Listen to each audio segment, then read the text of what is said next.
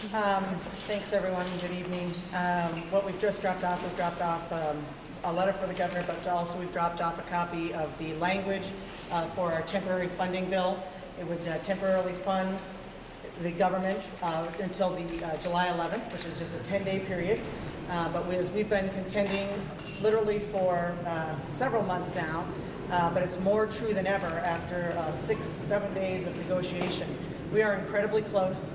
There are lots of folks right now out on the Capitol steps that are saying don't shut down government, and we have delivered the answer to that to the governor's office. And that answer is a lights on bill. And we're saying to the governor, don't stop, don't shut down Minnesota. We are close.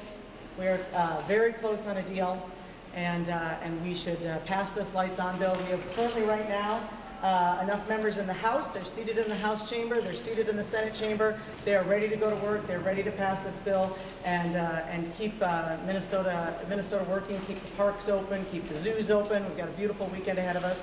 The answer is in the House and the Senate chamber, and the one that we just delivered to the governor. I would reiterate the majority leader's point that we've always maintained that a shutdown not only is it not necessary, but it's unneeded. And the citizens of Minnesota have asked us to work together. We remain committed to that goal. We're going to be here up until 11:59, so if there is an opportunity to pass this continuing resolution or to continue to fund government at a temporary level, just so we can finish up. Because as the majority leader said, we are so very close. And it is incumbent upon us to work up to the last minute. We're going to return to the chamber and hopefully get a good response and be ready to pass that, call special session, pass that temporary funding, and then get ready for final negotiations on the bills, as the majority leader said, that are so very, very close. Have you had any discussions with the governor since you met this afternoon? But I mean, I guess correspondence. We've been back and forth, but not keeping with our.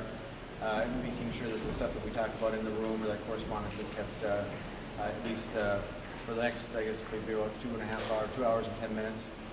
Are you planning any more negotiations before midnight? We're still here. I mean, as the majority leader said, our members are up in the chamber, ready to vote. I mean, they've been there and they've been on the campus, the Capitol complex, almost all the day, ready to be called back. So they'll remain up there.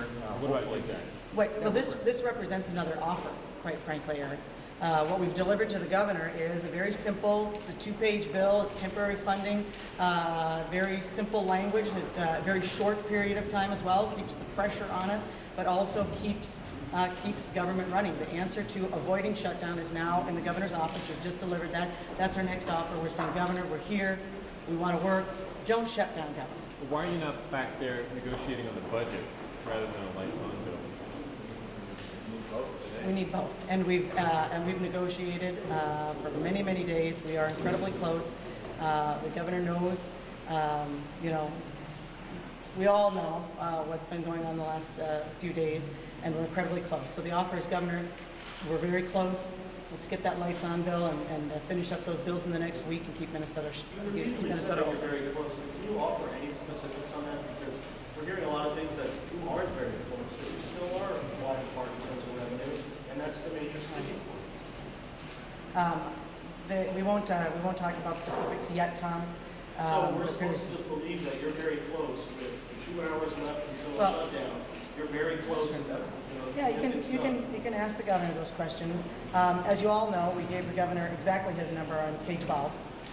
You all know that we came up $50 million in higher ed, $30 million in public safety. This has been on the table for weeks and weeks. There's multiple bills that could have been closed out 2 weeks ago. We could have had road construction going. We could have kept the parks open. K-12, the schools wouldn't have had to worry about their funding. Higher ed, the courts, we were all the same number on the courts. And the governor steadfastly refused to negotiate or sign any bills individually. He's been doing that for weeks, and we would say, why? Why the widespread pain? It's unnecessary. This shutdown is not necessary. And once again, we've proved that by laying on the governor's desk a temporary funding bill, keeping government going for the next 10 days while we finish those negotiations. Has that temporary funding approach been talked about between the leaders of the government? Well, again, we presented it, something, again, we're not going to discuss the negotiations that have been going on in the room, but we, obviously, the time and amount of paper that needs to be printed, that's something we have to consider, because there's just, you can't print up a HHS bill in 2 hours and get it distributed everything. So obviously it was always a part of, if we were going to finish up and have a temporary agreement, that we would be ready to go. Senator Baca said earlier right here that there was an agreement that was within reach as early afternoon, but it quote unquote slipped away. Is that true, and did it slip Well, away? it sounds like they were saying, I guess it sounds like they were saying we were close. That's a shame. We were.